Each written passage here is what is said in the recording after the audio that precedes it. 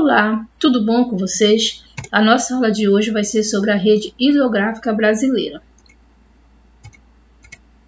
O Brasil ele se destaca como um dos países que detém abundantes reservas de água doce.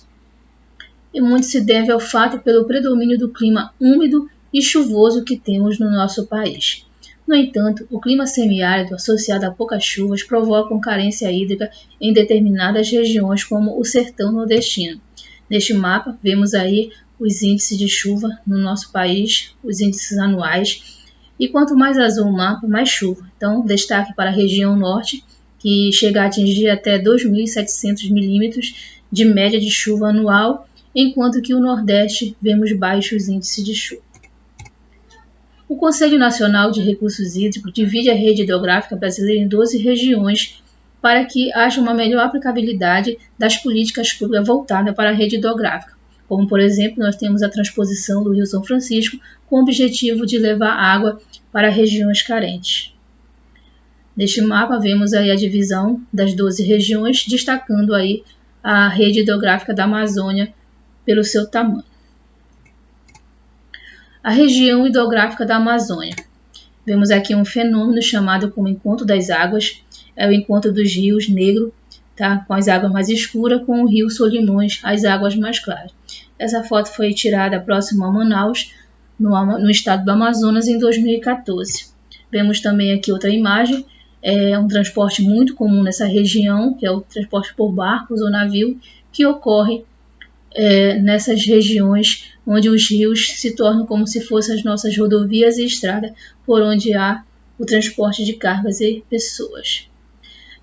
Essa região ela ocupa cerca de 45% do território do país, é muito grande, né? Isso quase a metade do nosso território, e ela impressiona pela presença de rios extensos, entre eles o rio Amazonas, que é o maior rio do mundo, tanto em volume de água como em extensão. Também podemos observar o relevo plano que favorece a navegação, como vemos nesta imagem, e como já falei, os rios são como estradas, como rodovias por onde acontece o transporte de pessoas e cargas. Também tem um forte potencial energético, tá? São muitas as usinas construídas nessa região, como por exemplo a usina de Belo Monte, tá? Que é para a geração de energia. Também tem outro destaque que é a atividade pesqueira, onde é praticada a pesca de subsistência, onde com o objetivo da pesca para a sua própria alimentação, praticada aí pelas comunidades ribeirinhas que moram nessa região. A região hidrográfica do Tocantins-Araguaia. Vemos nesta imagem que ela fica localizada bem ao centro aí do país. Vemos aqui outra imagem da vista do vertedouro da usina hidrelétrica de Tucuruí, que é a segunda maior do nosso país, tá? Se localiza no Pará, foi tirada em 2014. E essa rede hidrográfica ela ocupa cerca de 11% do território brasileiro. Tem também potencial energético muito grande, como vemos aí a usina hidrelétrica de Tucuruí, que é a segunda maior do país. E as águas também são utilizadas para a irrigação agrícola. A região hidrográfica do São Francisco. Vemos aqui uma imagem, né, de uma irrigação agrícola com a utilização das águas do Rio São Francisco, em Petrolina, Pernambuco, em 2014, e outra imagem do Rio São Francisco. Ela ocupa cerca de 7,5% do território do país e o principal rio é o São Francisco. Tá? Ela também tem potencial para a geração de energia, e aí destacamos a hidrelétrica de Sobradinho e o complexo de Paulo Afonso, e também, como na imagem podemos ver, ela é utilizada na irrigação. E também para a navegação de cargas. A região hidrográfica do Paraná.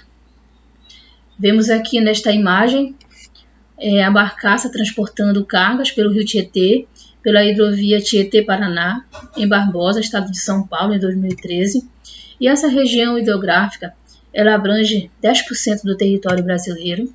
Tem potencial energético, para nós termos uma ideia desse potencial, cerca de 48% da energia elétrica produzida no Brasil são geradas nessa região hidrográfica. Então, ela é muito importante, como podemos ver, porque é quase a metade, né, da produção de energia no país é produzida nessa região. E também é utilizada para a irrigação e a navegação, como vemos na imagem, de carga, né, através das barcaças, balsas, navios. A região hidrográfica do Paraguai, ela abrange cerca de 4,3% do território brasileiro. Ela possui a maior planície inundável do planeta, que é o Pantanal, tá? Que é um bioma muito importante no nosso país. E tem o destaque, um fato interessante, que durante as cheias, os rios eles transbordam e alagam extensas áreas dessa planície. Mas quando ocorre a vazante, as águas do rio baixam e se formam inúmeras lagoas de água salobra, água salgada. A região hidrográfica do Atlântico Sudeste. Vemos aqui nesta imagem o complexo industrial e ocupação urbana nas margens do rio Paraíba do Sul, em Barra Mansa, Rio de Janeiro, em 2013.